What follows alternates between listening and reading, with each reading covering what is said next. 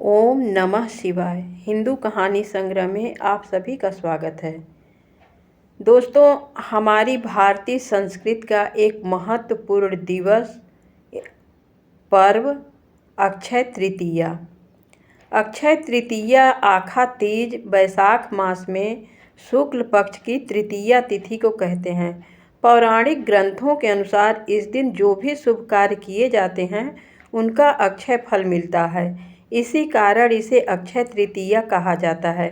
वैसे तो सभी 12 महीनों की शुक्ल पक्षी तृतीया शुभ होती है, किंतु वैशाख माह की तिथि स्वयं सिद्ध मुहूर्तों में मानी गई है।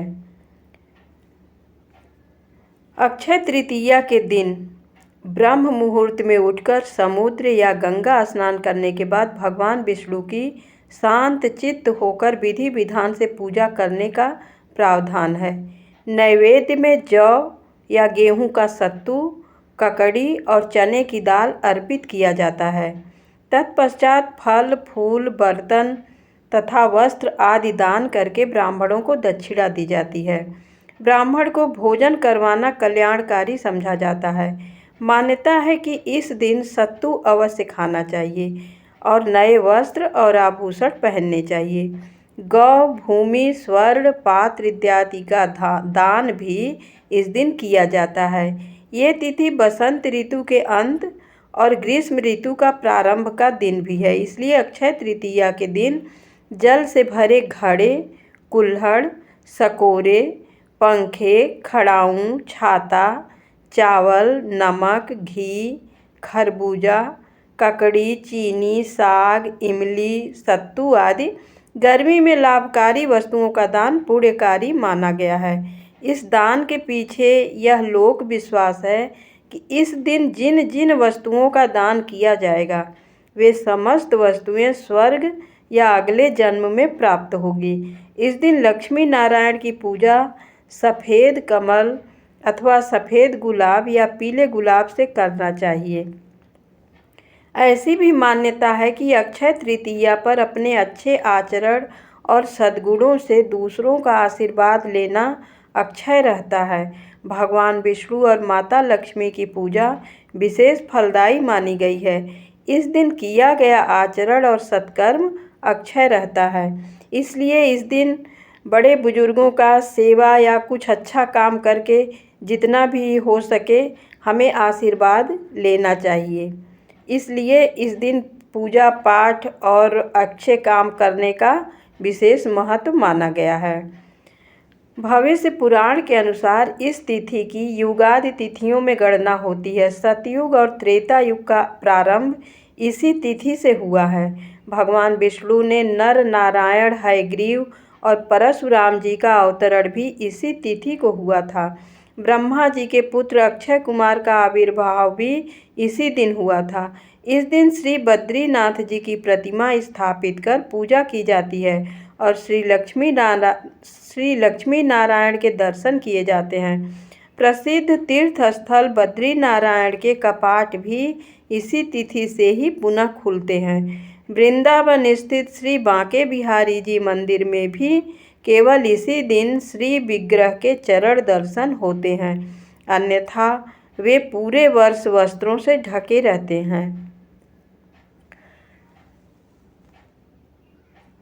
ऐसी मान्यता है कि इस दिन से प्रारंभ किए गए कार्य अथवा इस दिन को किए गए दान का कभी भी क्षय नहीं होता है।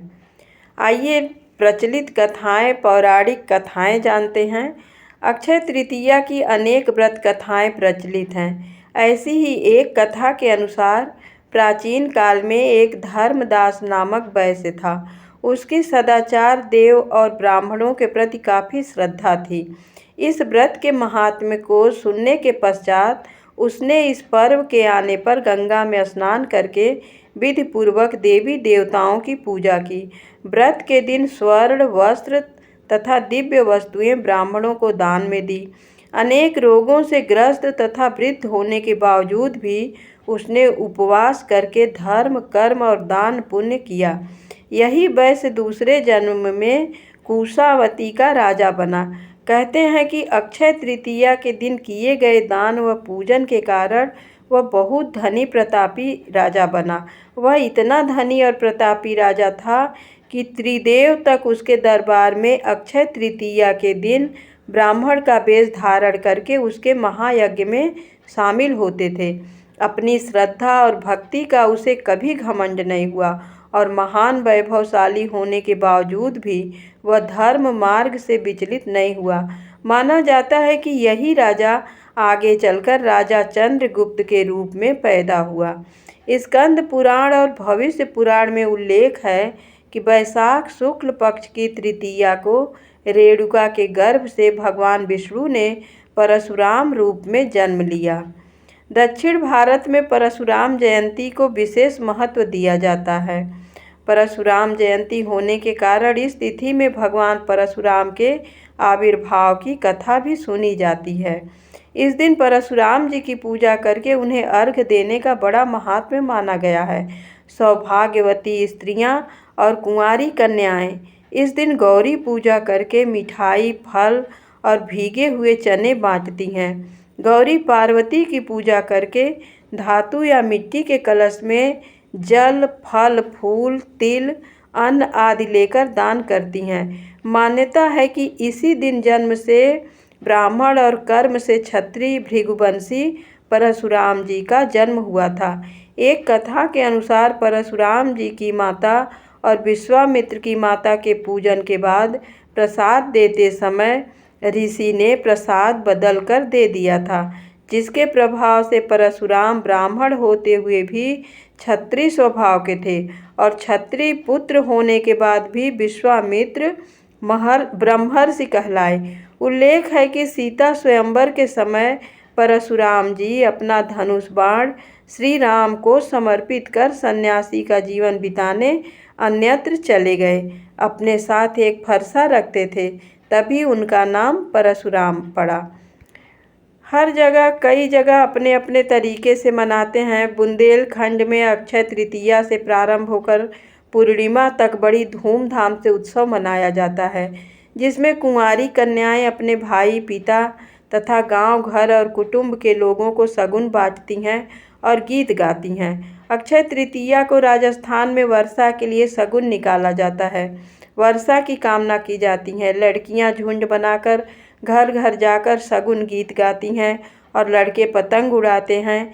यहाँ इस दिन 7 तरह के अन्नों से पूजा की जाती है। मालवा में नए घड़े के ऊपर खरबूजा और आम के पल्लव रखकर पूजा होती है। ऐसा माना जाता है कि इस दिन कृषि कार्य का आरंभ किसानों को समृद्धि देता है।